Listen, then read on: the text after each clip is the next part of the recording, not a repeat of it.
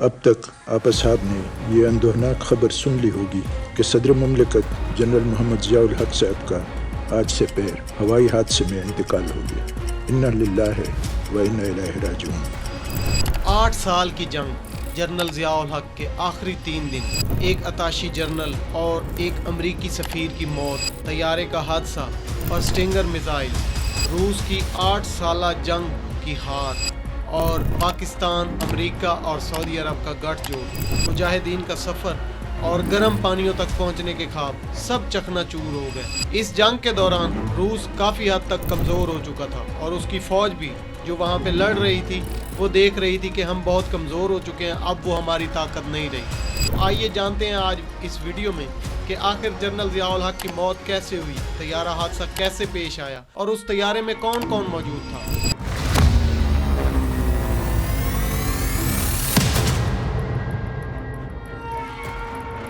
السلام علیکم ناظرین، آپ دیکھ رہے ہیں رضوان حیدر آفیشیل اور میں ہوں Rizwan Haider. Welcome back to Pakistan history. اور آج ہم بات کرنے جا رہے ہیں جنرل ضیاء الحق کے آخری 3 دن، جن 3 دنوں کے بعد ان کی موت ہوئی، یا ہم یہ کہہ سکتے ہیں کہ طیارے حادثے میں جام شہادت نوش کیا، اور ان کے ساتھ کون کون تھے۔ جنرل ضیاء الحق کے دور میں امریکہ نے روس کو شکست دینے کے لیے ایسے میزائل ایجاد کیے جن کو ہم سٹنگر میزائل کے نام سے جانتے ہیں، جن کے لیے نہ تو ہمیں آدمیوں کی ضرورت پڑی اور نہ ہی راکٹ لانچر کی ضرورت پڑی۔ یہ کچھ آٹو قسم کے میزائل تھے جن کو یوز کر کے انہوں نے روس کو ہرانا چاہا اور وہ اپنے مقصد میں کامیاب رہے۔ یعنی انہوں نے ان میزائلوں سے حملہ کیا اور روس کافی حد تک کمزور ہو گیا، ان کی کافی حد تک آرمی ماری گئی اور بہت سارے لوگ یہاں سے بھاگنے میں بھی کامیاب ہوئے۔ ان سٹنگر میزائل کی مدد سے امریکہ نے پاکستان اور سعودی عرب کی مدد سے روس کو شکست تو دے دی، روس کو پیچھے بھگانے میں بھی کامیاب رہے، لیکن اس کا نقصان پاکستان کو بہت زیادہ اٹھانا پڑا۔ یعنی جب یہ جنگ چل رہی تھی اس کے دوران اور اس کے بعد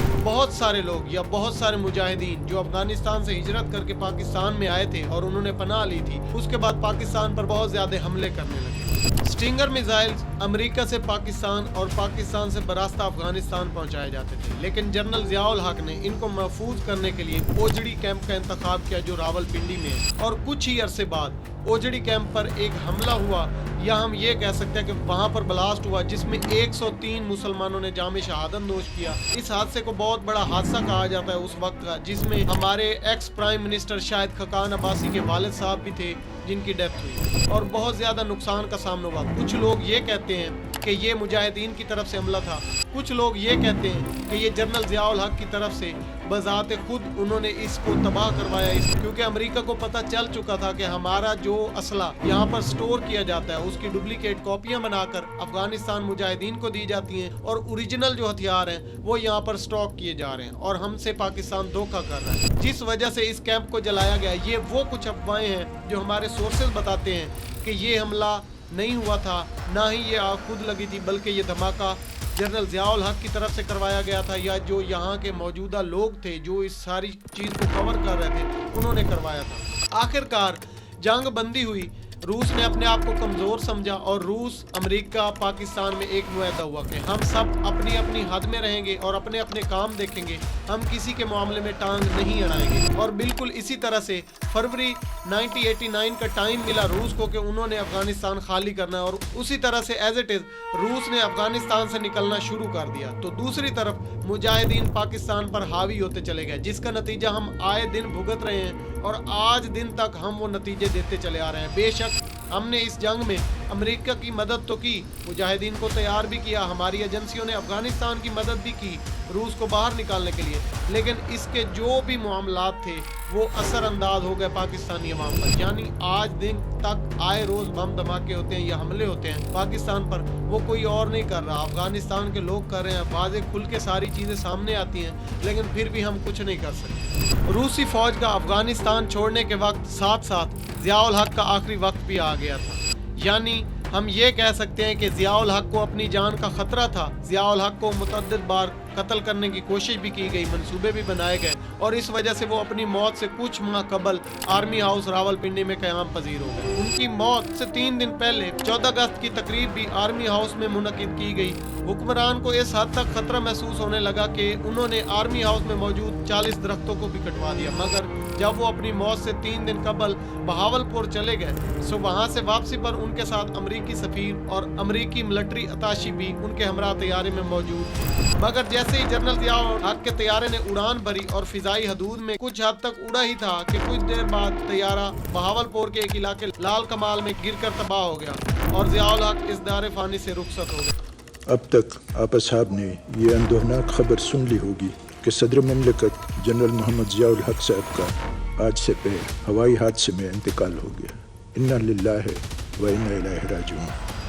मगर इसके साथ साथ एक और दिलचस्प और अजीब बात ये भी कि अमेरिका ने इस तैयारे में मरने वाले अमरीकी सफीर और मिलिट्री अताशी के अहम ओहदेदारान को इस तैयारे हादसे में मौत के मुतल्लिक हकायक मालूम करने की बिल्कुल कोशिश ही नहीं की। यानी कि इस हादसे को हम साफ साफ कह सकते हैं कि ये हादसा अमेरिका की तरफ से था या ये जहाज जानबूझकर गिरवाया गया, क्योंकि अमेरिका ऐसा मुल्क है जिसको अपने परिंदों की भी बहुत फिक्र है। यानी अमेरिका को छोड़ें, आप यूरोप ले लें या पाकिस्तान के अलावा जितनी भी कंट्रीज हैं जो यूरोप वाली साइड पे आती हैं, उनके मुल्क में अगर किसी परिंदे को भी तकलीफ होती है तो वो उसका भी हिसाब रखते हैं और हिसाब करते हैं। और ऐसा कैसे हो सकता है कि उनके 2 मेन ओहदेदारान एक तैयारे हादसे में मर जाएं और उनकी तफ्तीश न की जाए, उनका पता न किया जाए कि ये तैयारा हादसा पेश कैसे आया, जबकि ज्यादा लोगों का ये मानना था और ये शक यकीन में बदलता गया कि ये तैयारा हादसा अमेरिका की तरफ से कराया गया था। जनरल ज़ियाउल हक को मरवाने वाला कोई और नहीं बल्कि अमेरिका था, क्योंकि उनका काम हो चुका था और वो उनका पोल ना खोल दें या इस डर से अमेरिका ने उनका पत्ता साफ कर दिया और उनको रास्ते से हटा दिया। जनरल ज़ियाउल हक को अफगान जिहाद और मजहबी हम आहंगी की वजह से काफी हद तक इज्जत हासिल थी, मगर जब जंग जारी थी तो अफगान मुहाजिरीन को पाकिस्तान में मौजूदगी के साथ दहशतगर्दी ने काफी हद तक सर उठाया और इसी वजह से जनरल ज़िया को काफी हद तक तनकीद का निशाना भी बनाया जाता रहा कि जनरल ज़ियाउल हक की वजह से पाकिस्तान में बहुत ज्यादा दहशतगर्दी हो रही है। जो मुजाहिदीन पाकिस्तान में आते हैं वो पाकिस्तान में दहशतगर्दी फैला रहे हैं और हमारे लोगों की, हमारे मासूम लोगों की बेवजह जाने ले रहे हैं। लेकिन उन्हीं के दौरे हुकूमत में पाकिस्तान को बहुत सारे मफाद भी मिले, जो मफाद अनगिनत हैं, जो कि मैं पहले कुछ एपिसोड में भी बता चुका हूँ और आने वाले एपिसोड में भी आपको बताऊंगा। लेकिन इस 30 बरस की जंग ने एक चीज तो वाजे कर दी, गर्म पानियों तक पहुंचने के ख्वाब रूस के अगर जंगी रास्ते से खत्म हो गए, लेकिन सी पैक के नजरिए से वो दोबारा से बहाल हो गए। यानी हम ये कह सकते हैं कि सी पैक मंसूबा जो था वो उसी दौर में ये सोचा गया या समझा गया कि हम यहाँ पर गर्म पानियों पर अगर कब्जा करके नहीं आ सकते तो किसी रास्ते के जरिए जरूर आ सकते हैं। और अल्हम्दुलिल्लाह कि आज हम देख सकते हैं कि सी पैक बहाल तो हो चुका है, सी पैक पर बहुत हद तक काम भी हो चुका है, लेकिन अगर हम रोशनी डालें और उनको एक अच्छे नजरिए से देखें तो वो पाकिस्तान का मफाद है। लेकिन फिर भी कुछ लोग सी पैक को काबू करना चाह रहे हैं और सी पैक पर कब्जा करना चाह रहे हैं। सी पैक को ना चलने देना ये पाकिस्तान का नुकसान है। बेशक अगर हम देखें जनरल ज़ियाउल हक के दौर में अगर ये फैसला किया गया था तो ये बहुत अच्छा फैसला था, पाकिस्तान के मफाद के लिए था, लेकिन कुछ लोग अपने ज़ाती मफाद के लिए या ज़ाती अनासर के लिए सी पैक को नहीं चलने दे रहे। मेरा इशारा किसी कौम की तरफ नहीं है, मेरा इशारा किसी सूबे की तरफ नहीं है, बल्कि मेरा इशारा उन लोगों की तरफ है जो पाकिस्तान में हमेशा से आग लगा रहे हैं और आतिशबाजी का काम कर रहे हैं, क्योंकि वो पाकिस्तान को हमेशा से नुकसान पहुंचा रहे हैं। बेशक वो पाकिस्तानी है या पाकिस्तानी नहीं है, लेकिन वो पाकिस्तान का नुकसान कर रहे हैं। आज की इस वीडियो में इतना ही, मिलते हैं हम इंशाल्लाह नेक्स्ट एपिसोड में। मजीद इस तरह की वीडियोस देखने के लिए हमारे चैनल को जरूर सब्सक्राइब कीजिए और अपनी कमेंट सेक्शन में राय जरूर दिया कीजिए। तब तक के लिए अल्लाह निगहबान।